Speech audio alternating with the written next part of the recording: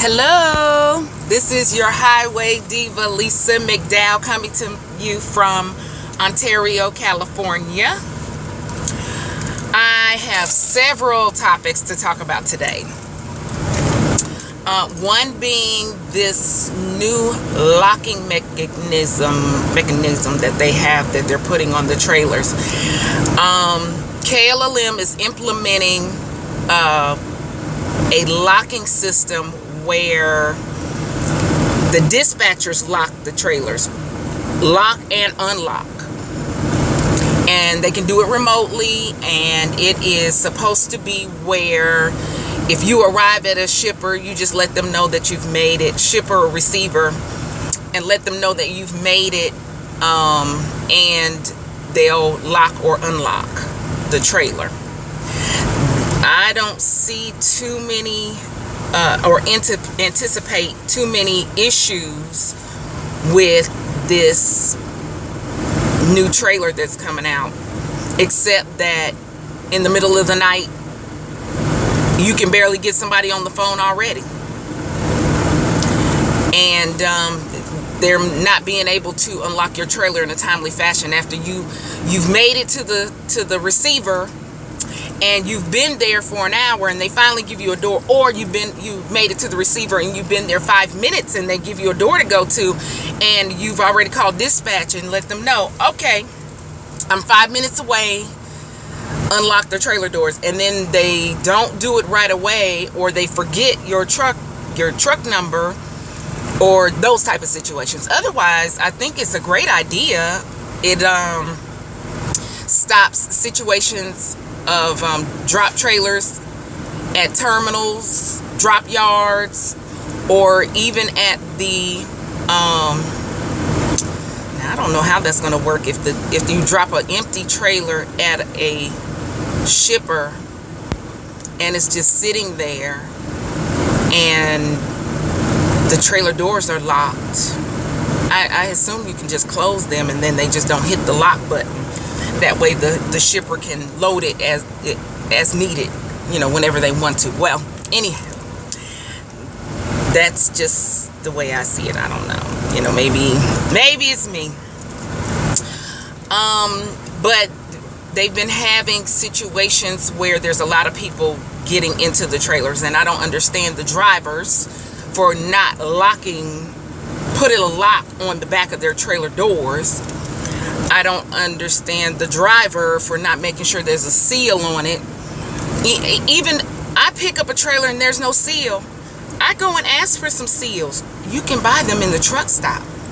And when you park at night, when you do your shutdown, if the seal is already on there and you wake up in the morning and then the seal is still there, or I use a seal and a lock, and the seal is still there, then nobody tampered with it. But if you don't have anything on the back of it, you have no idea if somebody tampered with it. They could have went over the first line of product that was right there at the back door and went to something else that they might have been interested in. The first line of product might have been some candy, but that second line, or it could be some meat, and they'd rather have the meat than the candy. Okay, done with that. Now let's talk about incidents. Anything that your truck comes in contact with, you're to report it. If there's any type of damage, you are to report it. If you scrape the side of your truck with something, a non-moving object, it's an incident.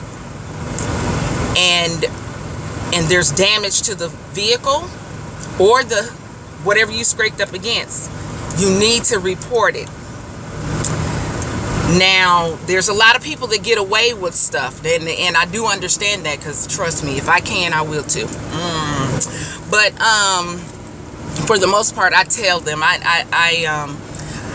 hit my DOT bumper up against a Jersey barrier at an M&M in Illinois, and I called them and let them know. Well, they let me know that if it didn't bend, then you're okay. And I also I said, but there's a gash in the Jersey barrier, and I don't know if I did that or not. And when I backed the truck up close to try to measure to see if it was the same height, after I made the call, it wasn't me.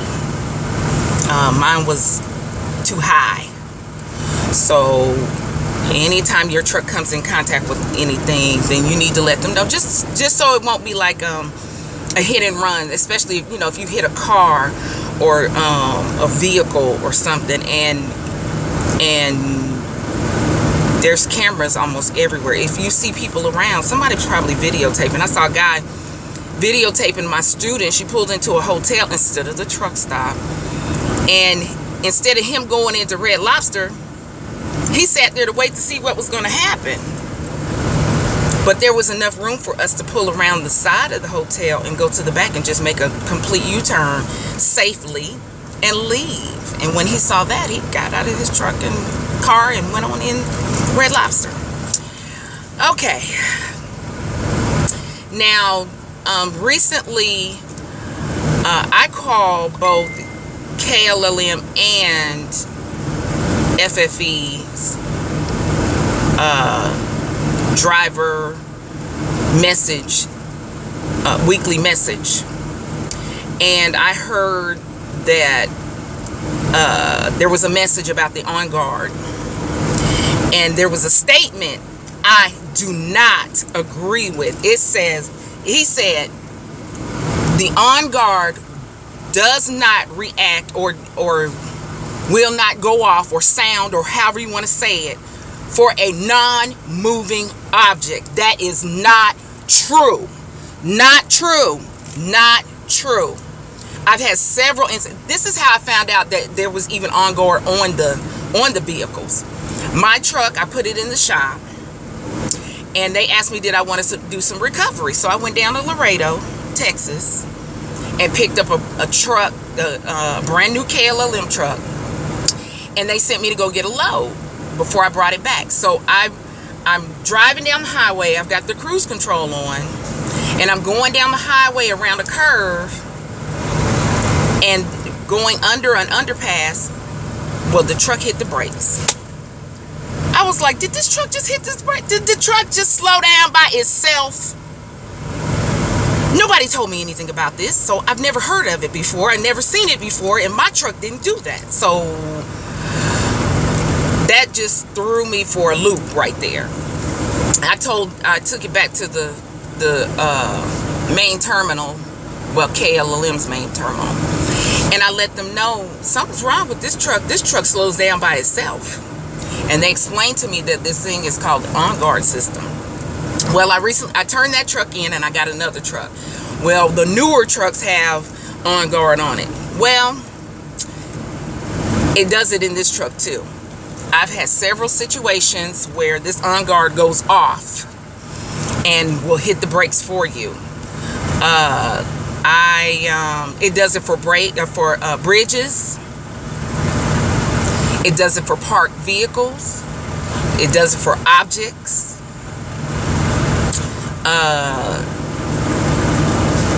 I don't understand it, and I really believe these things are going to end up hurting somebody if they haven't already. But the majority, just like the seatbelt, the majority of the people, it saves a lot of accidents and headaches and stuff like that. So it's probably 5% error and 95% working well, working good. So, and there's probably a lot of people who need it too. Me being a trainer, I don't mind it on my truck, because after my students get too close to the vehicle in front of them, it goes off. I said, okay, well, you need to either back off of that vehicle or change lanes when it's safe. Okay, so the on-guard system does have its good points, and it does have its bad points, but you just can't sit there and tell somebody, oh, it does not work. It does not slow down for a non-moving object. That's not true. Okay, so next topic. I want to talk about money. Everybody likes money, right? I want to talk about some money too. This week, I currently made the most I've ever made in 1 week. I still can't believe it myself. And the only add-on on the week was 500 miles. And I can't even believe my fuel. My fuel for the week was $1,600 because I'm a fuel watcher. I'm a big fuel watcher. I insist on watching fuel. I teach my students to watch the fuel. I even watch the quality of the fuel. When we're pumping it in, I pull it out and look at it. And if you're not doing that, then you might need to change some practices. You know, there's people who still go to the TAs, the Loves, the Flying J's, the Pilots, the Petros, the big names. I hardly ever go there unless, you know, I'm leaving California. I try not to get any fuel in California, but if I'm coming in to Ontario and going right back out, I come in with the fuel that I got, which was probably at exit 102 in New Mexico. It's a casino there, and or exit 140. There's a casino there too, and their fuel is pretty reasonable, and that'll bring me in and bring me out. I'll probably make it back to Lake Havasu, and I hate to get fuel there, but I'll be almost on E, so I have to get fuel there. So now I had over 7,000 miles this week. 7,000. I'm not just talking about them. I'm going to show you. I'm going to show you my paycheck, because if I can do it, you can do it. If you're sitting at home debating on whether to go to truck driving school, I did the same thing for more than 10 years. You know, more than 10 years. And now I'm a happy camper. I'm looking at more options and more ways to do better, and more ways to make myself better, and more ways to optimize my truck, and see what other options are out there. Because I know if I'm doing this and I'm a lease operator and I'm making this kind of money, then what else can I do? So here we go. I'm gonna show you my paycheck. Don't rob me, okay? If you see me, don't rob me. I'm struggling. I'm trying to make it happen out here.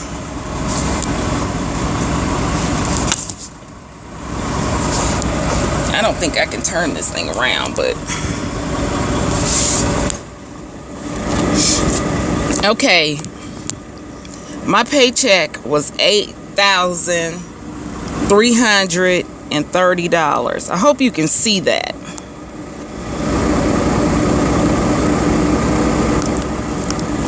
My total expenses was $3,373. General expenses was the $1,283. And my fuel, look at my fuel on 7,000 miles. Can you see that? $1,236. That means I was doing the dang on thing, okay?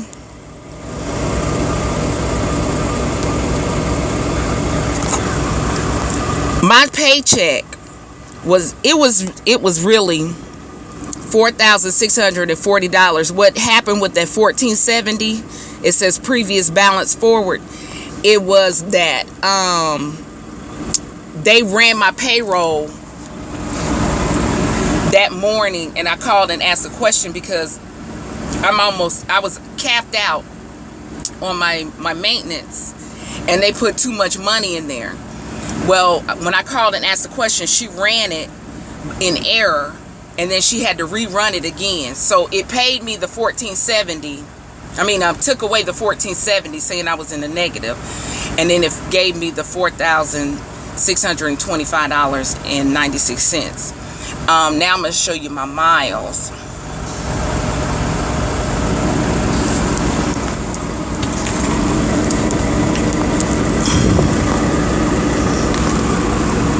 Maybe that one for 632 is the one that was held over, put on there. And then I had 2135 and 2135 and 2429.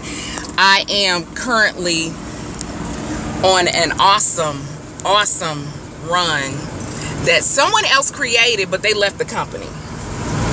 And it is from Atlanta, Georgia to Ontario, California, and back.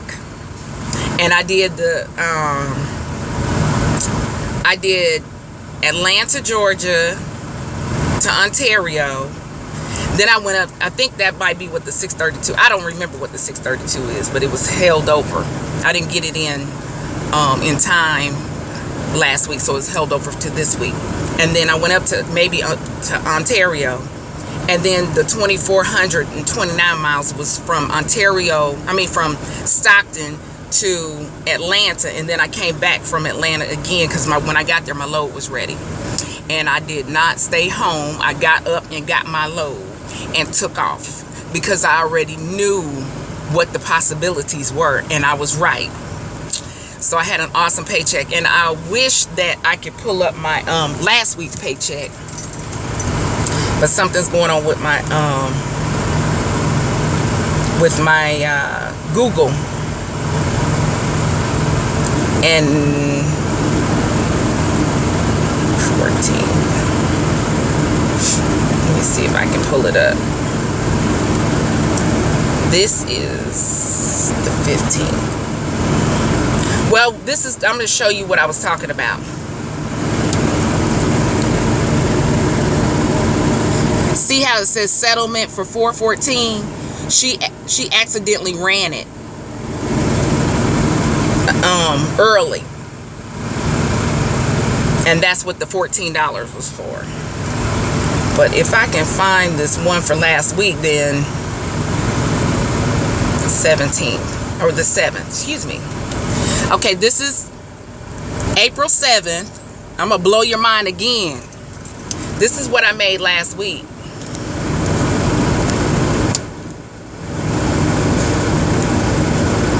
And like I said, if I can do it, you guys can do it too. This is my total miles, 5,000 something. I can't see it. And then I'm just gonna go down to my paycheck, to my settlement amount.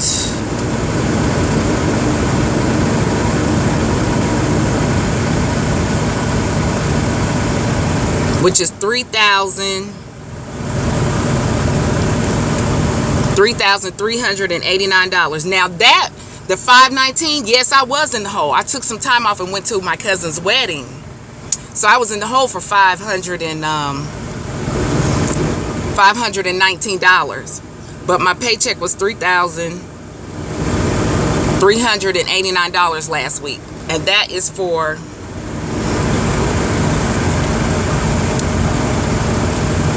that is for 4/7.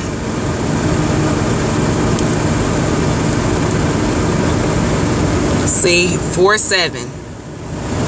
So if I can make this kind of money, you can too. I had a lot. Now that week I wasn't capped off on my maintenance, so I think I had $9,500 in there, and I was told once it makes it to 10,000 they stop taking it. But now the following week they put $800 in my maintenance, and I'm like, wait a minute, now that means I'm over. So I was over by $300, and I gave settlements a call yesterday, and they said, well, they'll put it in my paycheck, the overage. So we'll see how that goes. But I like my money. So if you're sitting at home doing nothing, dead end job, you need to make that move. FFE is the place to be, and kllm, but FFE is the place to be. I do line haul. That means terminal to terminal. I hardly ever see what's in the back of the trailer. I just seal it up and go. Now there are times if the wheels are all the way back when I get to the trailer, I open up the doors and look to see if I need to put some load locks in there. But and I'm also a trainer of the year. Let's not forget that. So I get all my students' miles, and FFE training department gives them a paycheck to drive, and I teach them what I can. But you know, we get all kinds. We get those that are motivated, and sometimes we can tell how motivated they are by the things by their actions. If I decide to get out and do some work on my truck, in which I don't like to touch nothing under my truck, I'll go have it fixed before I'm not a certified mechanic, but if I get out to do something to my truck and they decide to stay in the truck, that shows me how motivated they are not or are. Your actions speak louder than words. So I'm getting ready to go. I think I've been on here long enough. You guys be safe, keeping in between the lanes, in between the lines, and make it happen. Make that money. Have a good one. Bye.